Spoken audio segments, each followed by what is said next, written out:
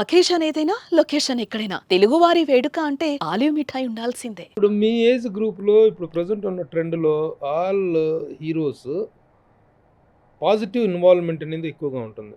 అవును సార్. ఇప్పుడు 'సిద్ధు జొన్నలగడ్డ' చూసుకున్నా, యెస్. వివేక్ ఆత్రేయ చూసుకున్నా, తర్వాత మన మీ అందరికంటే కొంచెం సీనియరు అడవి శేషుని చూసుకున్నా. ద ఇన్వాల్వ్‌మెంట్ అనేటువంటిది రైటింగ్ సైడ్, వీటి సైడ్ ఇన్వాల్వ్‌మెంట్ అనేటువంటిది చాలా ఎక్కువగా ఉంటుంది. అవును. అవును. అవును. How you get involved in subjects గాని వీటిలో ఎంతవరకు తీసుకుంటున్నారు? Continuous discussions with the writer, director sir. ఒకటేంటంటే you are a writer also? నాకు రైటింగ్ మీద కాస్త ప్రవేశం ఉంది సార్. అంటే నేను కాస్త ట్రైన్ అయ్యాను. కానీ పూర్తిగా నేను ఎప్పుడు ఫుల్ ఫ్లెడ్జ్డ్‌గా అంటే స్క్రీన్ ప్లేస్ రాసిన రోజులున్నాయి నేను ఫుల్ ఫ్లెడ్జ్డ్‌గా. కానీ ఏ రోజు నేను ఫుల్ ఫ్లెడ్జ్డ్‌గా ఒక సినిమా అయితే తీయలేదు. షార్ట్ ఫిల్మ్స్ చేశాను.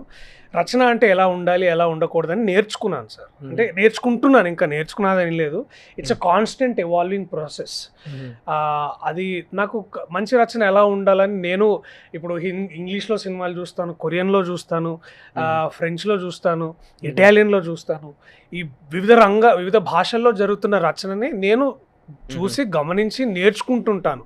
లైక్ మీరు కూడా ఎలాగైతే సినిమాని ఎలా విమర్శించాలో మీరు కూడా కొత్త విధాలుగా మీరు ఎలా చూస్తారో నేను సినిమాని చూస్తుంటాను. సో ఇలా నేర్చుకుంటున్నప్పుడు ఇన్వాల్వ్మెంట్ అంటే ఏం లేదు సార్. ఇన్వాల్వ్మెంట్ అంటే ఏంటంటే పేపర్ నుంచి విజువల్కి కన్వర్షన్ రేట్.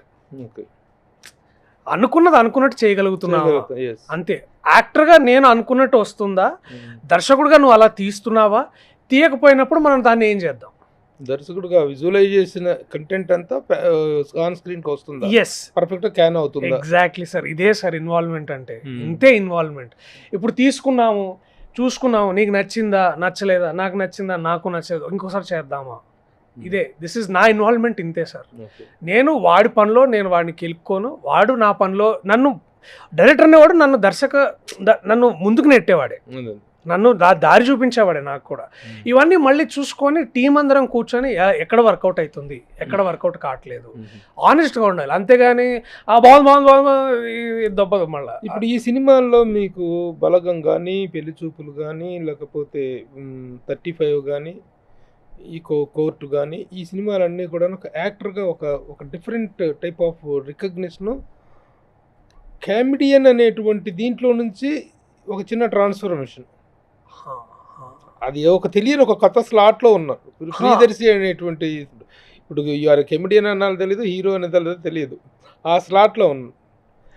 ఇలాంటి క్యారెక్టర్స్ చేస్తున్నటువంటి మీకు రేపటి ఒక కెమెడియన్గా ఫుల్ ప్లెజర్గా ఆఫర్ వస్తే అది దాన్ని ఎలా? అదే సార్, సారంగపాణి జాతకం అదే అంటున్నాను. ఇప్పుడు నేను ఏమంటున్నా అంటే, ఇప్పుడు సరే సార్, ఇప్పుడు కామెడీ అనేది ఇప్పుడు నా సినిమా చూసి మీరు నవ్వుకుంటున్నారు, నా డైలాగులు విని మీరు నవ్వుకుంటున్నారు, ఈ సీన్ చూసి మీరు నవ్వుకుంటున్నారు అన్నప్పుడు నేను కమెడియన్ అయితే, సారంగపాణి జాతకంలో నేను పూర్తిగా మీకు హాస్యాన్ని, లాఫ్టర్ అందించగలుగుతున్నాను. నన్ను నేను ఎప్పుడు కమెడియన్గా ఎందుకు చూసుకోలేదంటే, నా definition of comedy is very different. నేను కామెడీ అనేది వేరేగా చూస్తాను, హ్యూమర్ అనేది వేరేగా చూస్తాను. నేను రెండు డిఫరెంట్. ఇప్పుడు నేను కామెడీ నేను ఎందుకు అనుకోనంటే సార్, నన్ను బాగా గుర్తు, నాకు రవివర్మ గారు, మన యాక్టర్ రవివర్మ గారు ఒక మాట అన్నారు. ఆయన నన్ను టెర్రర్ అనే సినిమాలో చూశాడు సార్, సతీష్ కాశెట్టి గారు. దాంట్లో నేను ఒక కరుడు కట్టిన దరిద్రమైన ఒక టెర్రరిస్ట్ పాత్ర చేశాను. తర్వాత నన్ను పెళ్లి చూపుల్లో చూశాను. నువ్వేం కమెడియన్ కాదరా, నువ్వు you're an actor with good timing, అంతే. You're an actor with good timing. So నేను అలా చూసుకుంటాను. కానీ నేను ఇప్పుడు నేను బ్రహ్మానందం గారి లాగా, అది లెజెండ్ స్టేటస్లే కానీ గాడ్ స్టేటస్ అది.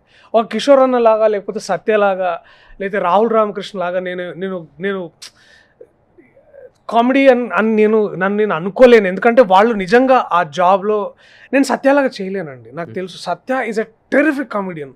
అంటే సత్య ఇలా తిరిగి కూడా నలుగురిని నవ్వించగలడు. అతని సత్తా అట్లాంటిది, అట్లాంటి నటుడు. అట్లాగే వెన్నెల కిషోర్ అన్న, అది నా వల్ల కాదేమో అది నాకు తెలుసా ఆ విషయం పట్ల పూర్తి అవగాహన ఉన్న నేను, నాకేంటంటే సిచ్యువేషన్లో వచ్చే నవ్వులు సార్, దాన్ని హ్యూమర్గా భావిస్తాను. సో అలాంటిది క్రియేట్ చేయాలని నేను కోరుకుంటాను. సో అందుకనే నేను పైగా ఏమైందంటే సార్, లక్కీగా నాకు మల్లేశం అనే సినిమా నా కెరీర్ ప్రారంభంలోనే వచ్చింది. సో అది చేయడం వల్ల నాకు కూడా ఇదొక స్పేస్ ఉంది, దీన్ని నేను ఎక్స్ప్లోర్ చేయాలి అని అండ్ కెరీర్ ముందులో ఎప్పుడు నేను కమెడియన్ అనుకుని రాలేదు సార్. నేనేదో బాగా ఇట్లా ఒక కోట శ్రీనివాసరావు గారిని, ప్రకాష్ రాజ్ గారిని చూసి బా ఈ యాక్టర్ రా వీళ్ళు, ఇలా చేయాలరా మనం కూడా.